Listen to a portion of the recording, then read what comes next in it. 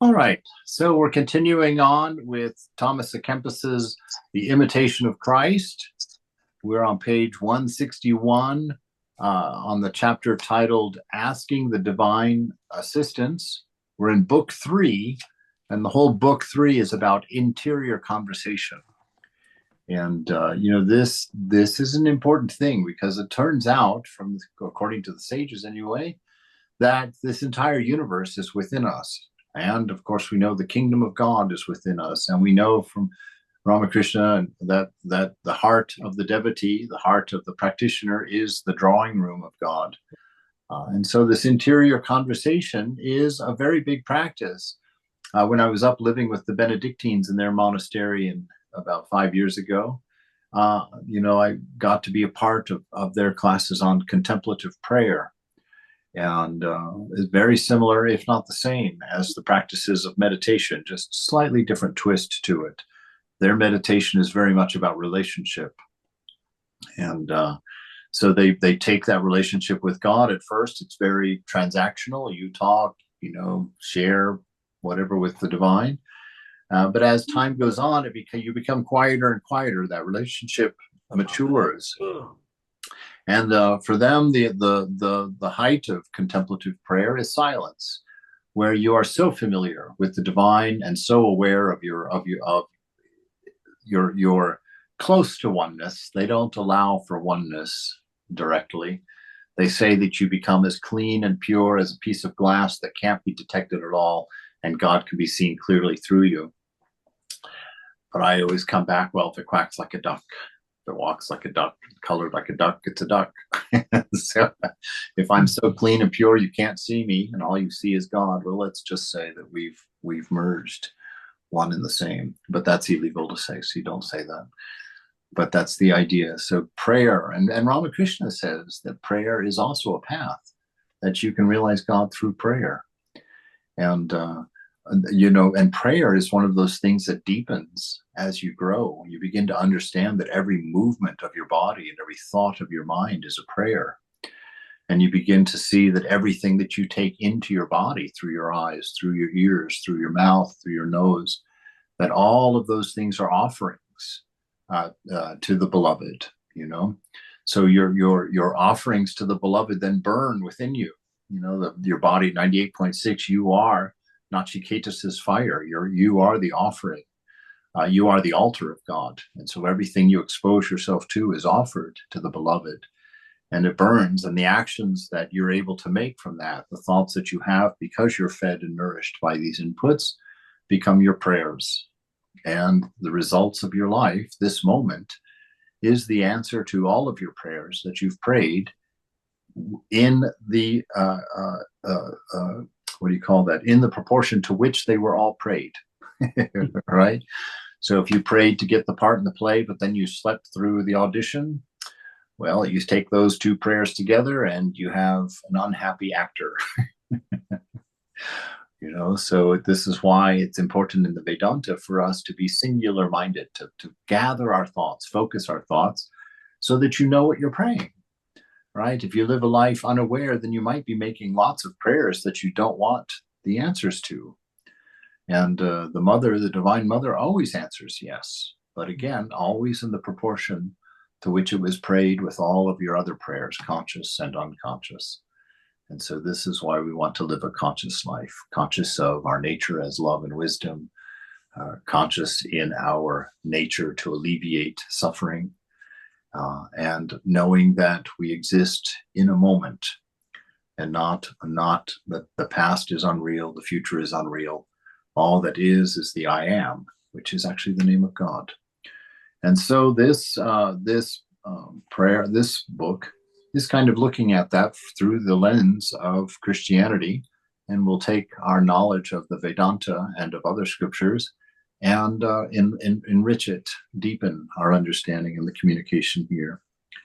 So we're on number 5 in his discussion on, let's see.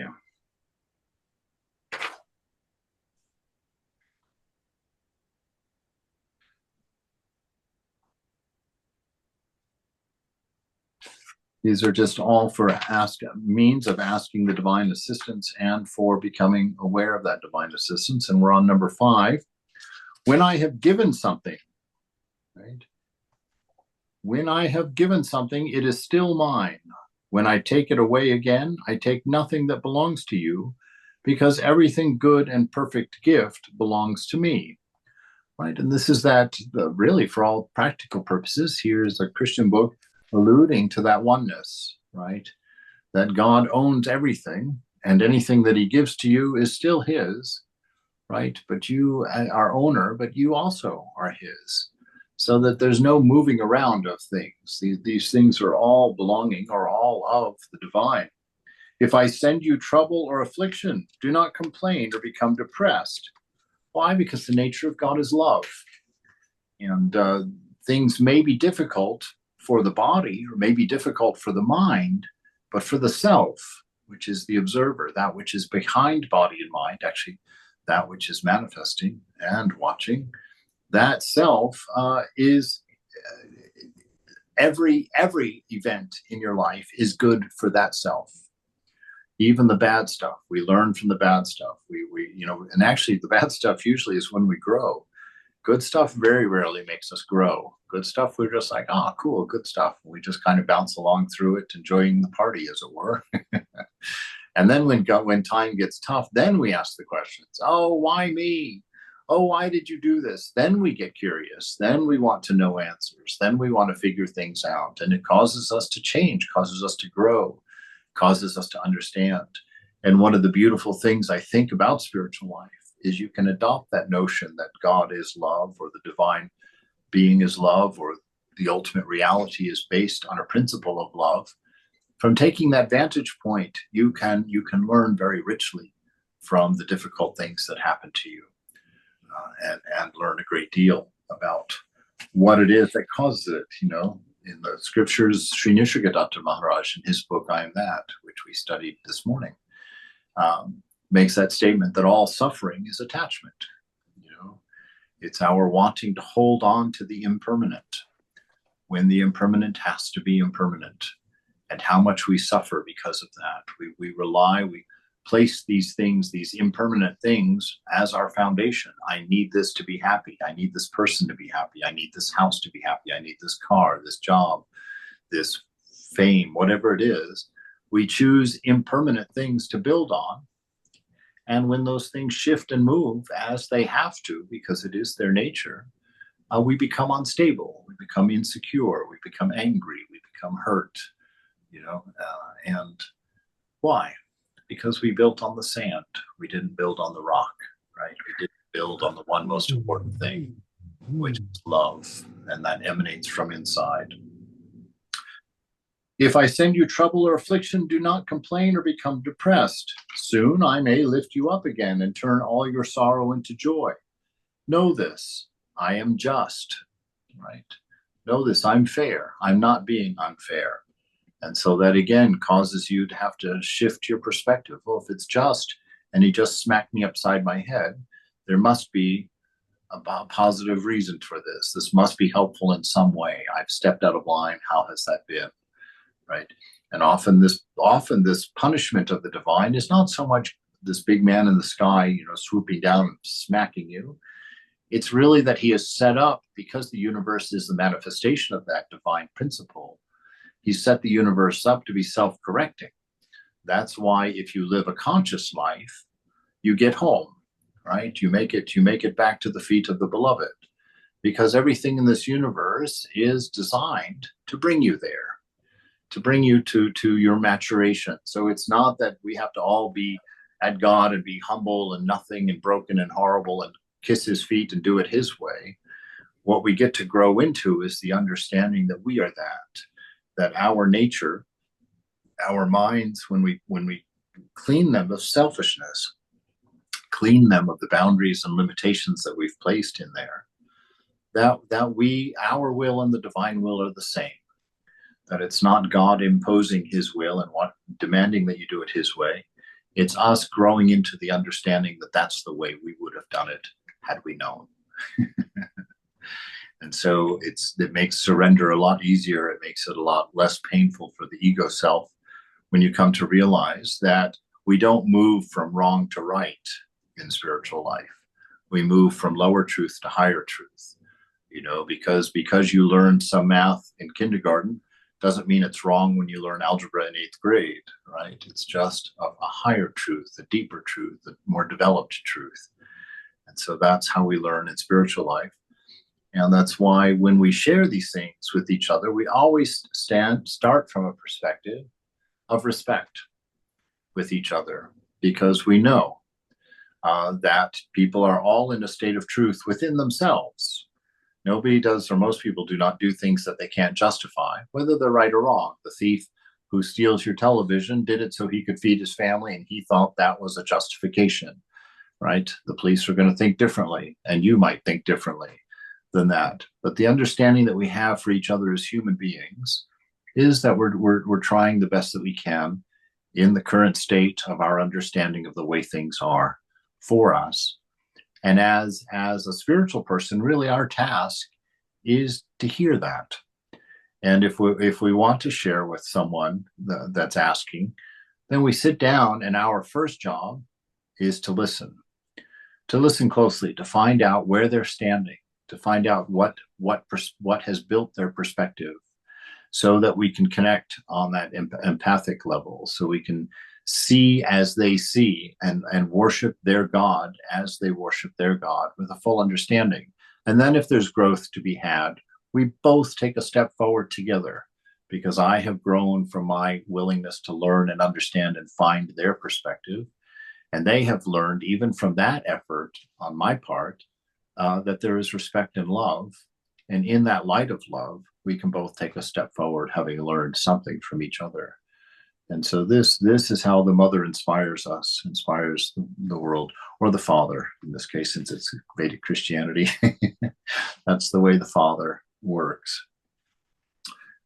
If your thinking is straight and you see things as they really are, you will never allow trouble or adversity to depress you. Rather, you should be glad and give thanks, even considering it a joy, that I do not spare you from sorrows. Exactly right. That's why the Enlightenment, a person who has drawn close to God, known their oneness with God, sits there cannot take a wrong step. They're in perfect alignment with the beloved. They no longer have a separate will.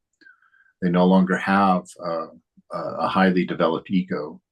The ego that we have is for an enlightened person is actually very, very, very thin. It still has to be there, because you can't manifest without a sense of self, without a sense of I am entangled with a particular. But for them, it's a choice. They hold on to it by choice. Whether it's to manifest love, whether it's just to enjoy the play of their beloved, or whether it's to help the rest of us out. Who knows? It's all very individual for them. So he's saying, if you see things as they are, if you understand the world as it is, that this world is the manifestation of word, and that word is the vibration, the verb of love and wisdom, right? And that the nature of God is the noun, love, wisdom, and existence itself. As the Father has loved me, so I have loved you, Jesus said in John. I told my beloved disciples, yet I sent them into the world, not to have temporal joys, but to fight great battles, not to have honors, but to be despised, not to have ease, but to labor, not to rest, but to bring forth much fruit in patience. Remember these words, my child, right? And really, this is the point for everybody's life, really, on bringing us into the world. Because in a sense, in a very broad sense, of course, somebody would want to fight me on this, I'm sure. Everyone's a disciple of life. Everyone is a disciple of God. And in the Vedanta, it makes a point of saying everybody comes home. That this God of love has not created an eternal punishment for a finite crime. That this is a misunderstanding, that hell is a temporary place we go when we've lived lives that were selfish enough to make us see the world as hell. And that when we have figured it out, we work our way out of it, right? And we've seen people living a hell in this world. I've seen them on the streets of San Francisco. I remember seeing some horrible things, people that had gotten to horrible places in their life. And it wasn't that there was anybody out there punishing. It's just that that's the way the universe is designed. If you take a wrong turn, you feel it. And if you insist on keeping going in that direction, it gets harder and harder and harder and harder for you until eventually you hit the curb. And you lay there and you wake up on a Saturday morning in the curb, and you're like, what have I done? What am I doing with my life? And then you begin putting it back together, and then the Divine Father sends help, sends you people that can help you along the way.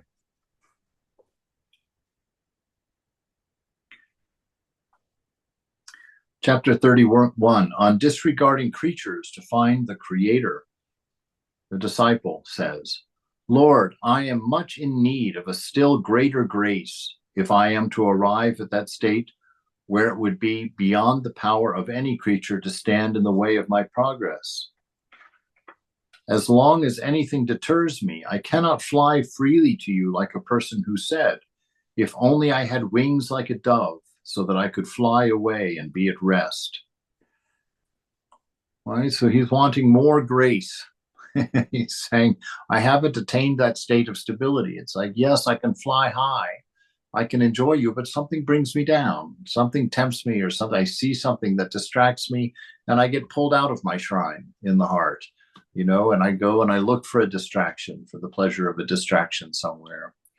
And I just need help because I just want to fly. I just want to soar. I don't want to crash into a tree every now and then. I want to be free. Who can be more at rest than the person of a single intention, right? He's pointing to that singularity of mind, knowing your prayer, knowing what you are going on about. And who has greater freedom than the person who desires nothing in this world? Yes, oh my God, there it is, pure Vedanta right here in Thomas à Kempis's book. Who can be more at rest than the person of single intention, right? The person who knows the only thing in this world that I'm responsible for is to live in the shrine of God and act according to the inspirations of love and wisdom. That's it, right? I live on a point. I don't live on a line. There is no past, there is no future, because there's nothing to be done and nothing to be gained in this world. It's a dream.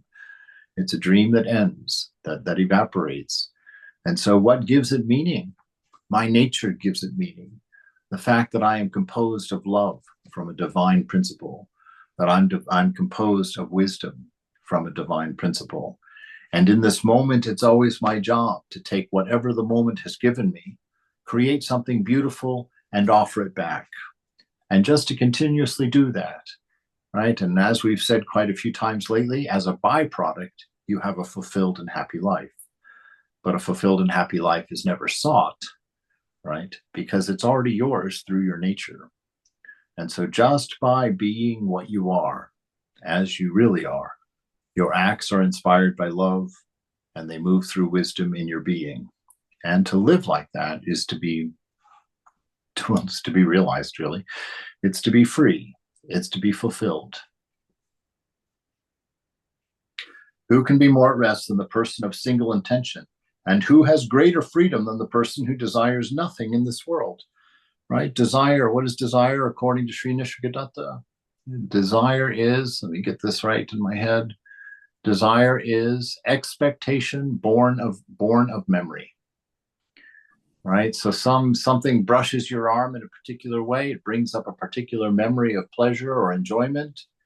And then you have it, you feel that, and you expect, you try then to find that memory, to grab on to that idea of that good thing or that pleasant thing. And that is where that is born. So the person who desires nothing is not enslaved, right? And this is one of the funny things. I learned this a while back. I was doing a practice of going, not this, not this. And I was kind of going over my body, hitting all the parts. and sitting there and recognizing their feeling and saying, I'm not that, right? I'm spirit, I'm not body. And I was going through and doing that. And at the end, I was standing there after brushing my teeth, because part of it happened in the mirror while I was brushing my teeth. After I'd finished all of that, I thought to myself, I felt so free. And when I had that feeling, I'm so free, the very first words that my mind composed were, what do I want to do? I'm free. I can do something. What do I want to do? And then suddenly I try to enslave myself, come up with a desire from the body or from the mind, and now I go fulfill it. But if I'm not the body and I'm not the mind, I'm not fulfilling my desire. I'm fulfilling the desire, the need of a body, or the need or desire of the mind. I'm enslaved. Anytime we choose anything outside of ourselves for happiness, we are enslaved to that. We are beholden to it, in the words of Swami Prabhupada. I once asked him, I said, do drugs have a role in spiritual life? Because I know several traditions have that in there, and even Vedanta has that, that one particular drug that they talk, soma, I guess they call it. And that was part of the early practices.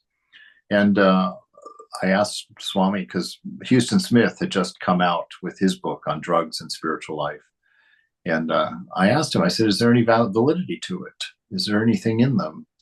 And I was quite surprised, because I was expecting a conservative answer from him of, no. But he looked at me and thought for a moment, and he says, yes. He says, yes, you can have divine experiences. He says, but that's not the ideal of Vedanta. He says, the ideal of Vedanta is freedom. And if you have to depend on something outside of yourself for your spiritual experience, then it is not your own, and you have become beholden to something. As soon as you can let go of that external thing and enjoy the same bliss within yourself, that is freedom. To find your contentment within and to need nothing from without. That is divine freedom. That's divine knowledge, because that is the truth of things. Right? So he says here, who has greater freedom than the person who desires nothing in this world? Person should therefore rise above all creatures. Anything made, anything that changes, actually, let's say that to align it with Vedanta. Person should therefore rise above all creatures, because anything created changes. That's the nature of it. Perfectly forgetting themselves, elevate their minds and see that there is nothing in all creation like you, the creator of all. Right? To see that there is nothing like the self, that within you which is unchanging. The presence of God, the image of God. The Christian scriptures, God, when he created you, placed his image within you. And what is that image? We know from the Vedanta that image is Satchitananda. That image is your existence. That image is your love, your ability to express and feel love.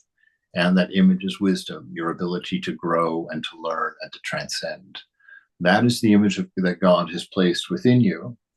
And we understand through our learning, through experimentation, through living, that there's nothing in this world equal to that which is in the shrine of the heart, the presence of pure love, a love unconditioned, a love manifesting in infinite grace constantly, like a pheromone of bliss coming from the heart.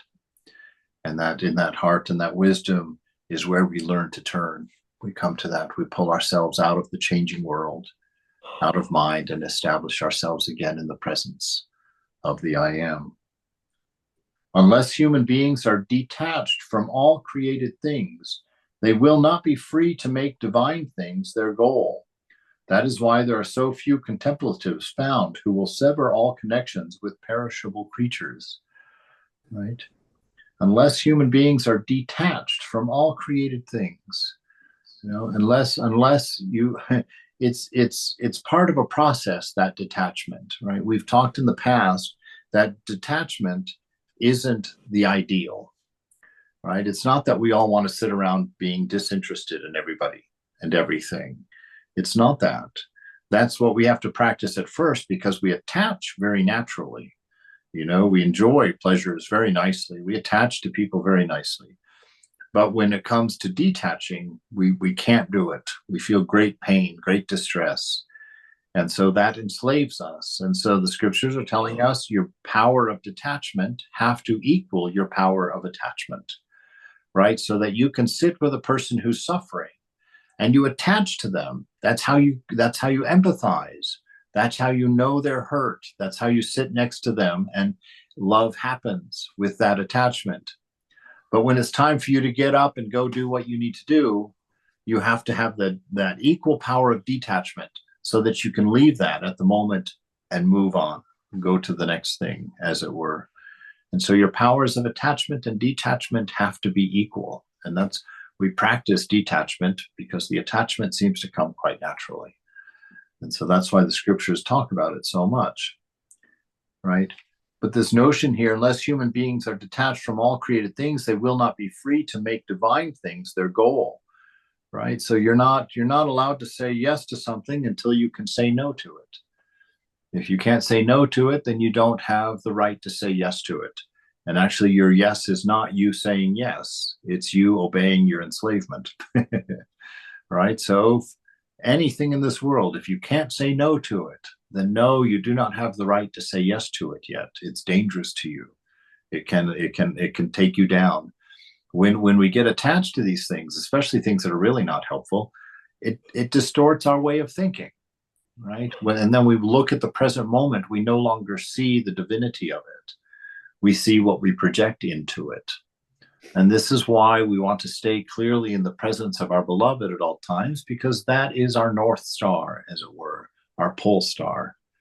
Right? That's when we can hold this beautiful example of divine love, this beautiful example of divine wisdom within ourselves, and that will help us to navigate the difficulties of this world.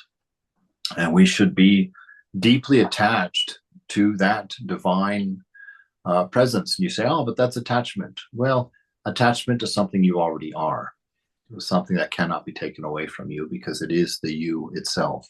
So that desire is not the same as a desire for something that you perceive that you don't have and that you need to get for some reason, right? And this is one of the things we talk about in spiritual practice quite a bit lately, that we don't sit and practice in order to achieve or get something. We sit and spend our time in practice to realize we already have it, and to undo the mental stories and the mental traumas and the history pieces that we're holding on to that tell us that we need something different than what is, that we want something more than what we are. We have to sit in order to understand that that is not true, that within us is God, within us is the kingdom, within us is freedom, within us is an infinite love.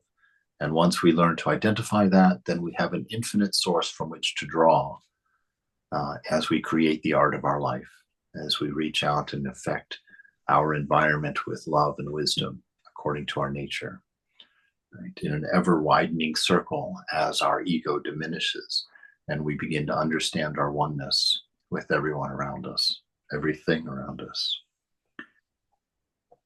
A great grace is needed to elevate the soul and lift it above itself. And unless we are so elevated and detached from creatures and completely united to God, our knowledge and our possessions are of little importance, right? Because all of that stuff goes. It belongs to the world of change, and it can't go to the world of unchanging, right? So when we come into the world, we have nothing. When we leave the world, we have nothing. And so that's our greatest lesson right there. Life is not about getting. It's not about receiving. Because we come in with nothing, we leave with nothing. What is there to get in between? Right? So what are we here for? Manifesting that image of God that was given to us as our greatest gift when we were born, when we came into existence, as it were. That is the greatest gift, and that is the only thing. And our only thing to be done in this world is to become true to ourselves before we leave it, to become true to love and true to wisdom, right? And that we don't run after those things that our minds and our bodies have concocted as needs and desires. The one who esteems anything great but Almighty God, the eternal good, will remain small in soul and long lie bound to the things of the world. All else besides God is nothing and should be considered as worthless, right? Everything in and of itself turns into potting soil. Right? We've talked about that ad infinitum, that if you are going to grab something in this world, what you've grabbed is a handful of potting soil, because everything, every object in this world will return to potting soil. And so understand what you're grabbing is potting soil. No matter what form it's in at the present, in time it will return to potting soil. And so understand that this is the nature of this world. The material world fundamentally is a box of potting soil. So God is the thing that makes things worthwhile. What is God? God is love. God is wisdom. So it's love and wisdom that gives value to the world, and you are the source of that. So the world, the objects of the world, they're neutral. They're not good, they're not bad, right? A hammer is a hammer. If you use it to build a house for someone, it's a good thing. If you use it to kill someone, it's a bad thing. But the hammer is just a hammer by itself. And so everything that happens to you is neutral, right? When it hits you, you decide whether it's a good thing or a bad thing, right? And that's what I'll remind you of that lesson about karma. Karma is not about what happened to you. It's not meant to explain your current condition. Karma is given to you so that you become aware that you are the creator of your destiny. That what life is giving you right now is neither good nor bad. You decide whether you will make good of it or bad of it. You take the difficult things and turn them around, right? Remember that story Prabhutananda shared, the two men who lose their ability to walk, right? One becomes bitter and angry and can never quite get over all the loss and what he's not able to do, and that's what he focuses on. His life produces misery. The other one decides to join the Special Olympics, works hard, earns his gold medal, and goes around telling young people who can't walk not to give up, to hold on to their dreams and to manifest them in the way that they can. So who has good karma and who has bad karma? You know, was them losing their ability to walk bad karma? No. In the case of one, it was, because he couldn't overcome it. He couldn't make beauty out of it. But for the one who's determined, the one who sees, no, everything that happens to me is just and godly and wonderful and perfect. Now I have to struggle to manifest my nature through it. How do I take this limitation? How do I take this difficulty? How do I take this obstacle and still create my art, create my life in the beauty of love and wisdom, right? That's what karma is for. Karma is to teach you that your destiny lies within your hands. You know, that your actions, the good will produce good and the bad will produce bad. You live in accordance with what you are. Know that you are Satchitananda, the image of God. There is a vast difference. There is a vast difference between the wisdom of an enlightened and devout soul and the knowledge of a learned and studious scholar. Indeed, the knowledge which is poured into the soul by the influence of God's grace is far nobler than that which is acquired by human labor and study, right? This knowledge that the secular knowledge or not that we normally think of, interestingly enough, in Sanskrit, there is no word for secular. The closest word that they have is forgetfulness. So secular means forgetfulness of your nature, forgetfulness of the divine within you. That's considered the secular. So it's only forgetfulness. It's not actually a thing. So he's saying here, I keep taking my glasses off because I don't like them. I can't read without them, right? So that knowledge which is poured into the soul by the influence of God's grace is far nobler. So this is a knowledge of the unchanging things. The highest knowledge in this life is to know who you are and what you are, to know that you are the reflection of the divine, and that the nature of that reflection is pure love and pure wisdom. And anything that is acted through the inspiration of that, which is what they're talking about here, the influence of God's grace pouring into the soul. Anything that is influenced by that love of God, anything that's influenced by that wisdom of being, will produce good fruit, will bring fulfillment, will bring a wholeness to you. Anything that's relative, anything that needs something else to give it its value, right? You don't know if something's big until you have something that's small. Anything that's relative, that's secular knowledge. That's the stuff we put in the mind. And the mind is built to hold relative things. And knowledge, learning, is basically taking these relative things, placing them in all the drawers of our mind, and then taking yarn and tying it from the drawer. Oh, this is related to that because they're both yellow. This one's related to that because they're both furniture. This one's related to that one because it's a thing with handles, right? So the mind, inadvertently perhaps, is actually trying to recreate the oneness that it intuitively feels. But because it's in a finite and relative world, it's having to use finite and relative things to create this unity, which is impossible. And yet that's why we're driven to learn, why we study, why we look at things, because we're trying to find that oneness. We're trying to actually, to take it a step deeper, we're trying to recreate our nature, our infinite nature, in the finite world. It's one of my favorite things Vivekananda says. He says, have you ever wondered why everything in creation goes in circles? Why do the electrons circle the nucleus of the atom? Why do planets fly around the sun? Why do suns fly around a galaxy? Why? All of this spinning. And he says it is because it is the only way that God can manifest the infinite in the finite. A circle is the only thing that has no beginning and no end.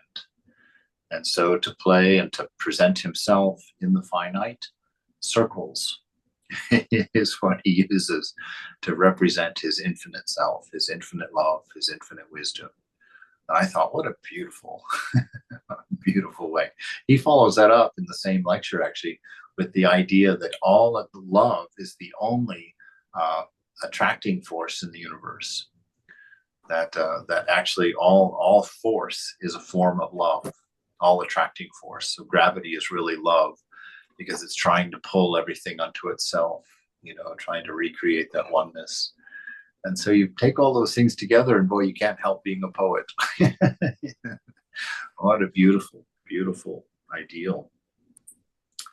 Many are the admirers of contemplation, but few are willing to use the means needed for its attainment, right? That self-control, that discipline, those things that force you attached to the body. If you use your body for the pleasures that you hold as an ideal, then you cannot let go of it to go inward and find yourself to be the observer of the body, to know that you are not the body, and that those things don't affect the self, don't affect you in your true nature.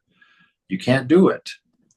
You can't forget that you're a man if you're chasing women. You can't forget you're a woman if you're chasing men, or whoever you're chasing. If it's anything in between, it doesn't matter. It's the chasing that's the problem. It's not what you're chasing. It's the chasing itself that's the problem. If you think that there's something out there outside of yourself that's going to do the work for you, understand God in all of his traditions is telling you that's not the case. That was what led Eve to fall. Looking at that fruit, seeing that 1, it was beautiful. 2, she wanted to eat it. 3, she thought it would make her like God. That's the process. If you look outside yourself, you see something beautiful. Oh, I want that. Why do you want that? Oh, because it will be fulfilling. I can take it into myself. It can be mine. And if it's mine, I can consume it. It will make me like God. But it's a lie. And we find it to be untrue over and over and over again. But we refuse to learn the lesson. Why? Because we don't know anything different. We're trapped in a world of relativity, and we think that we're a body, we think that we're a mind, and so we run after those things. And when they don't work, what do? Well, we don't know what else to do. So we turn to distraction, we turn to intoxications, we turn to pleasures, we turn to things that make us forget for just a moment, that simulate that peace, that internal peace that we intuitively remember, that intuitive peace that passes understanding, that contentment within, that love and fulfillment that lies within the heart. And so when we can't find that, if we don't know that we need to go inward, and we don't, because our mind is always going outward through the senses for its ideas and its pleasures. If we can't stop going outward and turn that attention on itself, become aware of the I am within, the divine principle within, then we find that we have a nature that's full of bliss, but it's a bliss that's steady and constant, and the mind has turned it into white noise. In the same way it turns the smell of a rose into nothing after you've smelled it 5 times. Right? So the same mind has blocked out this continual flow of bliss within you, because it's not a changing bliss. It's a constant hum of contentment. And only when we silence mind, only when we withdraw from mind and turn our vision inward, do we become aware again of our nature and the sweet bliss that it has, the sweet peace that it provides, and the infinite love that it has to express within itself. And so that is finding the Creator through the internal conversation for this week.